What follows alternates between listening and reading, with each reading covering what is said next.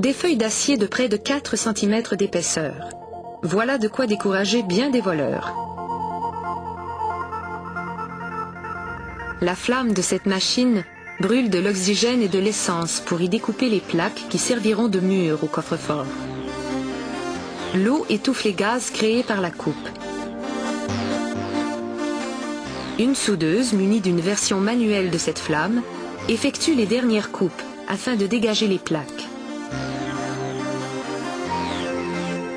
Ce gros aimant est très utile pour les empiler. Notez que chacune des plaques est numérotée. Cela permet de les assembler dans le bon ordre.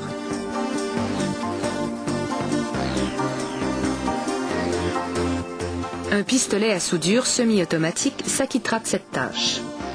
La soudure est un amalgame de fils constitué de plusieurs métaux, enroulés en bobine.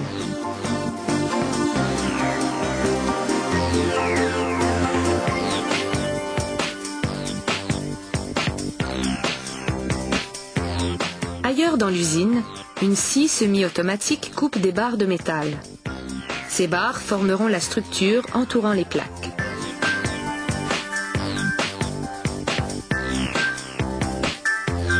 Pendant ce temps, une autre machine, appelée une tourelle, façonne des barres d'acier en pièces amovibles pour le mécanisme de verrouillage et pour les charnières.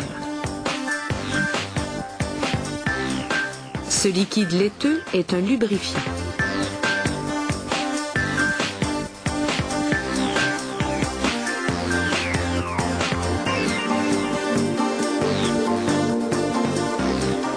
Normalement, sur une chaîne de montage, les matériaux bruts se promènent d'outil en outil. Ici, c'est le contraire. La pièce reste sur la tourelle du début à la fin, tandis que les outils se déplacent.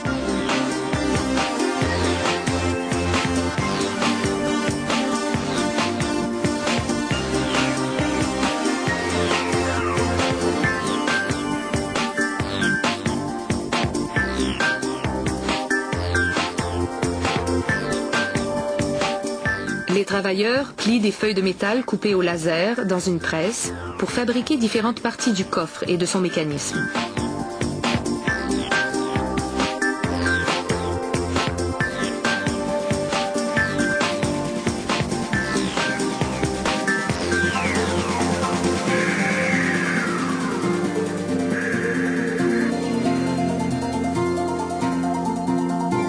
Au même moment, les larges plaques de métal coupées plus tôt vont se faire aplatir dans une autre presse, hydraulique celle-là.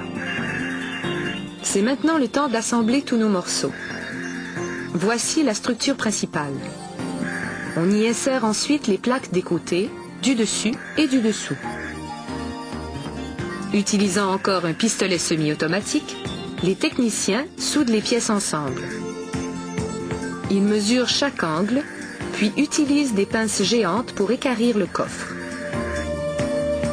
Finalement, ils installent la plaque qui se retrouvera à l'arrière du coffre et soudent les joints.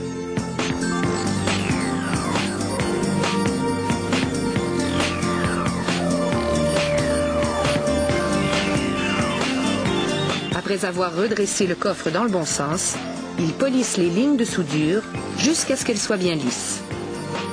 Cette usine construit également ce que l'on appelle un coffre composite, fait de matériaux mous, comme le cuivre et l'aluminium, ainsi que de métaux de moindre qualité. Mais son armature de ciment le rend encore plus difficile à briser. Une fois l'assemblage complété, le coffre reçoit 3 couches de peinture. Il ne manque plus que les serrures mécaniques ou électroniques, ainsi qu'un système interne de verrouillage minuté. Ce dernier donne uniquement accès au coffre à certains moments précis, par exemple durant les heures d'ouverture d'une banque. Mais pas question de vous expliquer en détail comment le tout fonctionne.